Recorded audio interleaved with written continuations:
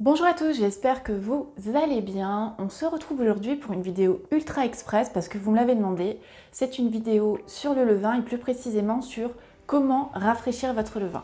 Vous allez voir, c'est super simple, je vous montre ça tout de suite. Avant de démarrer, sachez que toutes ces informations et bien d'autres d'ailleurs sont présentes dans mon nouveau e-book « Je réussis facilement mon levain et mon pain ».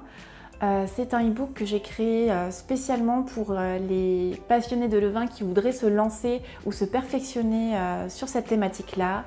Je vous mets le lien juste ici pour ceux que ça intéresse. Ici, nous allons parler de levain liquide, tout simplement parce que c'est le levain que j'ai choisi de faire à la maison. Si vous avez suivi ma recette, c'est aussi le levain que vous avez obtenu, donc un levain d'une hydratation 100%.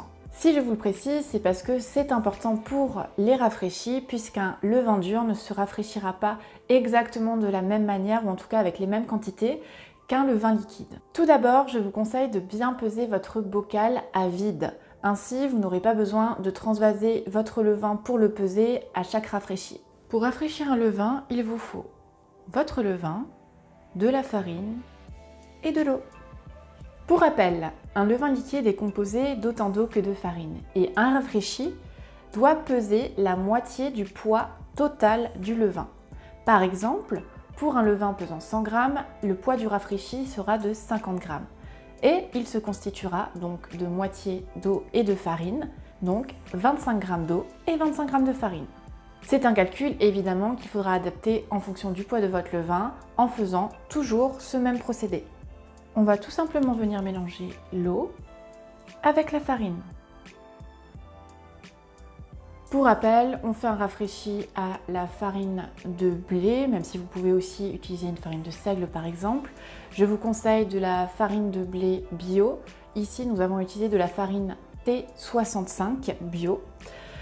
Pour l'eau, idéalement, il faudrait qu'elle ne soit pas chlorée ou alors très peu, pour ne pas tuer les micro-organismes présents dans le levain. Avant de faire son rafraîchi, on place bien l'élastique au niveau du levain. On ajoute le rafraîchi dans le levain et on mélange jusqu'à ce que la préparation soit bien homogène. Je vous conseille de bien nettoyer la paroi du bocal. De cette manière-là, vous pouvez bien voir le niveau du levain. Il vous faudra ensuite placer votre levain à température ambiante, donc 25 à 28 degrés, afin que le rafraîchi triple de volume. Et la question que vous vous posez certainement maintenant, c'est à quel moment puis-je utiliser ce levain?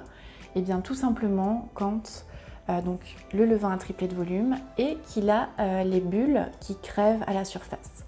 Et voilà, vous savez désormais comment rafraîchir votre levain. Comme vous pouvez le voir, c'est vraiment pas compliqué, il suffit juste de bien comprendre la méthode.